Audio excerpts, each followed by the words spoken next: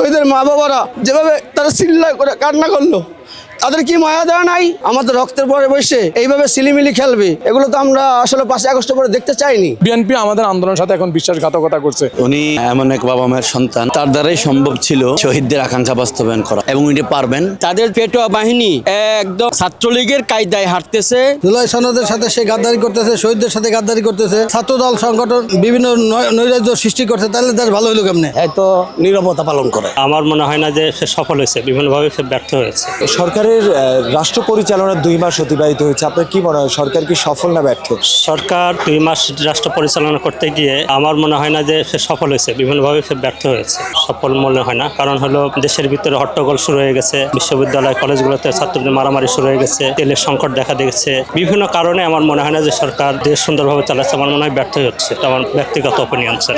তেল সংকট না, এটা তাদের মৌখিক কথা, এটা তাদের দলকে টিকে রাখার জন্য, মানুষকে বুঝ দেওয়ার জন্য, আন্তর্জাতিকভাবে বুঝ দেওয়ার জন্য যে আমরা দেশটা সুন্দরভাবে চালাচ্ছি, আমাদের সবকিছু আছে। কিন্তু আমি একজন ব্যক্তি হিসাবে, দেশের একজন নাগরিক হিসাবে, আমি যখন আমার মোটরসাইকেল নিয়ে আমি যখন তেল কিনতে যাই, তখন বলে তেল নাই, অথবা কালকে আসেন। আবার যখন বিশাল লাইন ধরে আমাকে যেতে হয়, তার মানে বোঝাচ্ছে তেল নাই। আগে তেল সংকট ছিল না, আগে যাওয়ার সাথে সাথে তেল পাইতাম, এখন সংকট বলে আমরা পাই না, এটাই তো প্রমাণিত হয়। প্রধানমন্ত্রী সফল না ব্যর্থ? এখন পর্যন্ত ব্যর্থ আছে, সামনেও ব্যর্থ হবে। যে প্রাথমিক অবস্থায় যখন ব্যর্থ হয়ে গেছে, মানুষের মর্যাদা দিতে জানে না, জনগণের কল্যাণের দিকে সে তাকায় না, সে নিজের চোর-চট্টরের দিকে তাকায়, তখন সে ব্যর্থ হয়ে গেছে। আর সামনে ভালো দেখি না কিছু। সফল যদি হইতো তাহলে প্রতিদিন এরকম আন্দোলন সংগ্রাম হইতো না।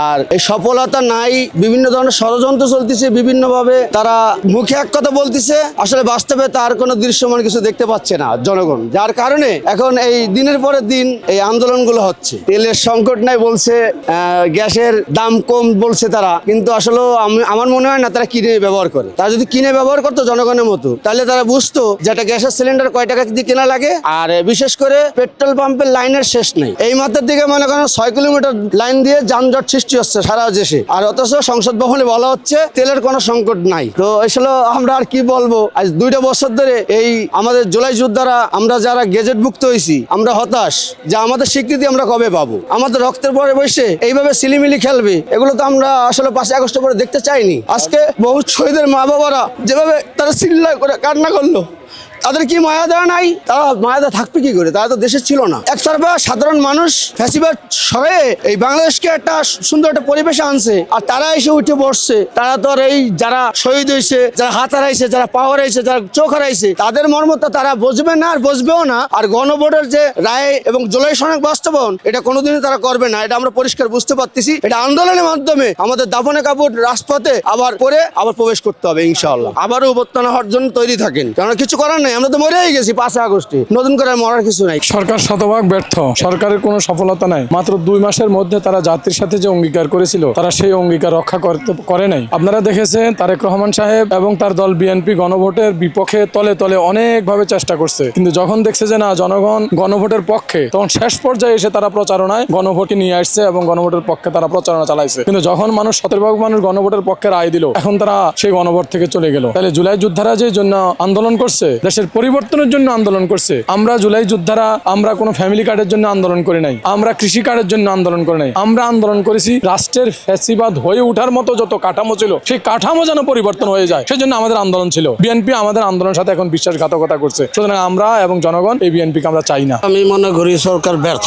কারণ সরকারের যে কাজকর্ম সফলতা দেখা যায় না। এটা আমরা প্রকৃতভাবে একদম ন্যাচারাল ভাবে দেখতেছি। সরকারের তো কোনো কথাই বলে না। এই যে তেলের সংকট, কোনো নিরসন নাই, তেলের দামও বাড়লো, তারপরও খোঁজ খবর নাই, কোনো নাই, হয়তো নীরবতা পালন করে। সংসদে যে কথা বলে না, আরেকজনে কথা বলে, আমরা যেটা জানি। এই সরকারের দ্বারা আমরা মনে করি যে খুব একটা সুবিধাজনক সামনে আমরা আশা করি না, কারণ হ্যাঁ আমরা ব্যর্থতার দিক থেকে আমরা বেশি দেখতেছি। আর একটা গণ অভ্যুত্থান অবশ্যই হইতে পারে, কারণ এইভাবে তো আর দেশ চলে না। যে কারণে দেশ স্বাধীন হইলো, সেই কারণে তো বাস্তবায়ন হইলো না। সরকার তো জুলাই সনদ মানতেছে না, নিজেও বলছে ডিক্লেয়ার দিছে, ঘোষণা দিছে, হ্যাঁ ভোটে এটা বাস্তবায়ন করছে, কিন্তু সে প্রকৃত পক্ষে এটা বাস্তবায়ন করতেছে না। তার কাছে তো আমরা এটা আশা করি না। আমরা আশা করি সুষ্ঠুভাবে দেশ চালাক, সরকার গঠন করছে, প্রধানমন্ত্রী হয়েছে, এটা আমরা আশা করি। আমরা চাই যে সুষ্ঠুভাবে সে দেশ পরিচালনা করুক। আমার কথা হচ্ছে যে উনি এমন এক বাবা মায়ের সন্তান, তার দ্বারাই সম্ভব ছিল শহীদদের আকাঙ্ক্ষা বাস্তবায়ন করা, এবং উনি পারবেন, এবং আমি মনে করি এখন উনি পারবেন। কিন্তু ওনার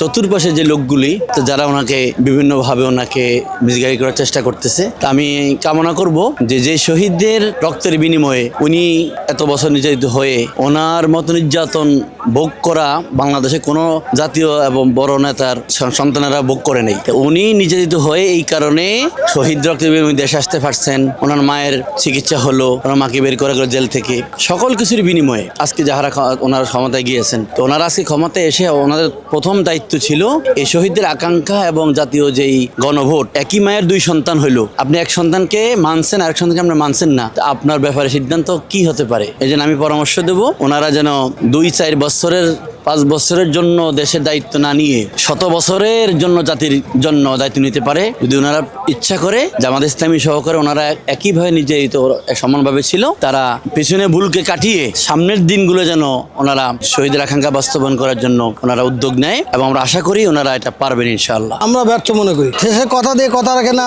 জুলাই সনদ বাস্তবায়ন করে না, জুলাই সনদের সাথে সে গাদ্দারি করতেছে, শহীদদের সাথে গাদ্দারি করতেছে। এরপরে দ্রব্যমূল্য ঊর্ধ্বগতি, তার কোনো লাগাম নাই।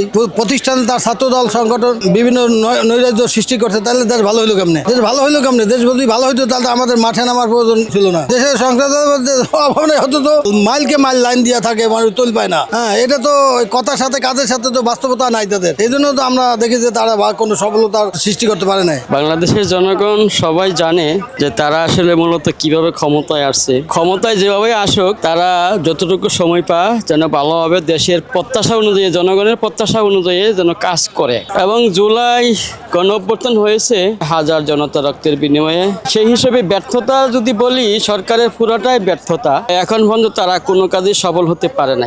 1 জুলাই গণঅভ্যুত্থানের যে রক্তের মাধ্যমে দেশ স্বাধীন হয়েছে পুনরায়, সেটারও হয় নাই, আর জনগণের প্রত্যাশা পূরণ হয় নাই। আমাদের আপনার এই সরকার পরিপূর্ণ ব্যর্থ। আপনার জ্বালানি খাতে ব্যর্থ, অর্থনৈতিক খাতে ব্যর্থ। আপনার তাদের যে পেটোয়া বাহিনী একদম আপনার ওই যে ছাত্রলীগের কায়দায় হাঁটতেছে। ছাত্রদল তারা যে আপনার 16 বছর যে অবস্থায় ছিল সেটা তারা ভুলেই গেছে, তারা কোন অবস্থায় ছিল। তারা এখন আবার ফেসিবাদী কায়দায় উঠতে চায়। তা আমি মনে করি এই সরকার পুরাপুরিভাবে ব্যর্থ। আর সামনে যদি তারা এটাকে ওভারকাম না করতে পারে, জনগণের আস্থা যদি না অর্জন করতে পারে, তাহলে তারা অচিরেই ছিটকে পড়বে, তারাও এই দেশ থেকে বিতাড়িত হবে। আমার মনে হয় যে সরকার সফলতার সেদিকে যায়নি, বরং আমি যতটুকু জানি বিএনপির অনেক ব্যক্তিদের সাথে আমার কথা হয়েছে, তারা বলছে যে আমরা হতাশ, আমাদের দলীয়ভাবে তারা যেসব পদক্ষেপ নিচ্ছে তার সাথে বিএনপির লোকেরাই একমত না।